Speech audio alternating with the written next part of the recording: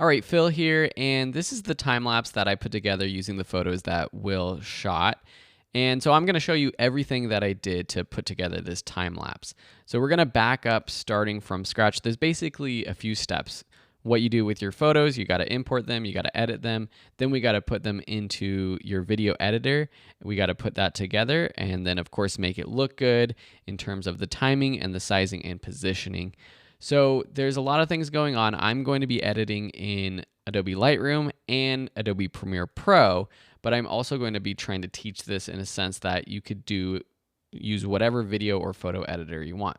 So the first thing you want to do is import the photos into your computer. So we have over 760 photos that were shot during this time period, and we have both RAW and JPEG images. Now, if you wanted to, you can just go ahead, take your JPEG images, start editing them and putting them together as a video. But because I want to actually have the most room in terms of editing and quality, I'm going to use the raw photo files. Now, these are big photo files, and they wouldn't work well if you wanted to edit them in your video editor. A lot of video editors won't even read raw photo files. And so we have to take them into a photo editor like Lightroom, edit them to make them look the way that we want in terms of contrast and color, and then we're going to export them as JPEG images. These are also really big files in terms of the dimensions, 6,000 by 4,000, and you don't need that much room when you're editing a video, unless you're doing something like a 4K video or even an 8K video. If you're just doing an HD video that you're putting up online, that resolution is 1920 by 1080.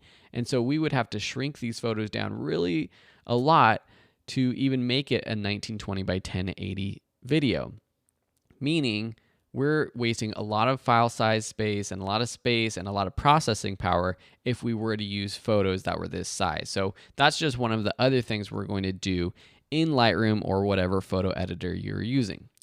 All right, so what I did was I imported all the photos into Lightroom. If you don't know how to do that, this is not a complete Lightroom editing lesson. Go ahead and check out the Lightroom section of the course, the Lightroom Classic section. But basically what you want to do is import all of the photos into whatever photo editor you're using. It would be good to use a photo editor that allows you to import multiple photos at once, not one where you have to edit one at a time, and one where you can copy and paste settings from one photo to a lot of photos, to all the photos, because you wouldn't want to have to go through all of these photos one by one and edit them and try to make them look the same. And that would just be really impractical with 760 photos. So I've imported them, and really all I want to do is edit one of them to make it look the way that I want. And then I'm going to copy those settings to the rest of the photos, because I don't want anything to be different in any of the photos. Unless that's some sort of creative style you're going for in your time lapse, you want every single photo to have the same saturation, the same contrast, the same everything.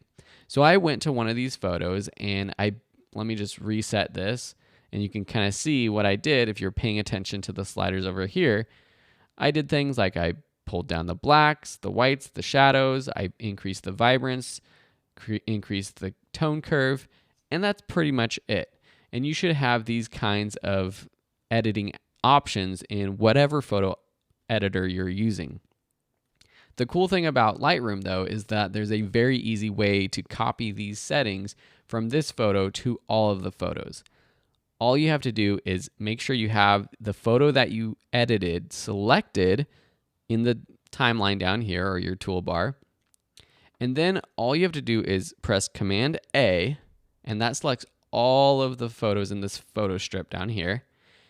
And then if you right click it and choose Develop Settings and then choose Sync Settings, it's going to open up the Synchronize Settings window, and you're going to want to make sure you check all of the boxes that you had adjusted for that original photo that you edited. So I'm fine with leaving all of these, but I really only need to choose Basic Tone and Tone Curve, and then click Synchronize. It's going to take a few minutes because there's 700 plus photos, but it's basically going to copy and paste those settings to all of these photos. Now that's how you do it in Lightroom. If you're doing another photo editor, there are ways to copy and paste settings. There's ways to create presets. Or what you could do is you don't necessarily have to edit the photo before. You could edit all of the photos together in a video editor like Adobe Premiere Pro after you put together the video. But because like I mentioned, I want all the full capabilities of the raw photo, that's what I'm doing here in Lightroom. So once it's pasted to all of the photos, all I really want to do is export them.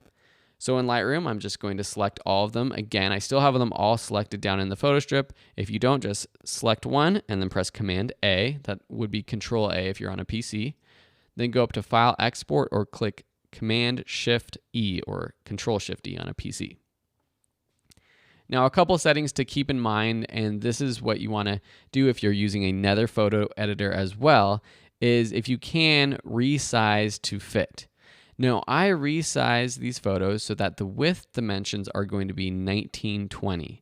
The height is going to be a little bit taller, actually, and that's okay because then I can have a little bit of wiggle room in the final edit, moving the photo up or down in the frame of the video. If you do want to actually have room to be able to crop in or zoom in when you are actually editing your photos in the time-lapse video, you might want to make this a little bit bigger. I hope that makes sense because if this is 1920 and you put it in a 1920 sequence, if you want to zoom it in at all, you're going to be losing quality in the photo. If you had the width and the pixels of the photos something like 2500 and it was still on a 1920 by 1080 sequence, then by zooming in, it's still going to have the same quality. You're not going to be losing quality unless you're zooming in too far, but you have that little bit of wiggle room. The other thing I did was I decreased the file size. So this might be an option in your photo editor as well, but I limited the file size to 1000 kilobytes or 1 megabyte. And this just is for processing the photos, for saving space and time. That being said, if you want the highest quality file possible, I would uncheck that and just leave the quality at 100. If you don't care about resizing or the size of your files, you don't necessarily need to do that. If your computer's fast enough, feel free to export full size, full quality photos and bring those into your video editor. And that should be fine. That gives you a lot of room for moving the video around, changing the frame without losing quality.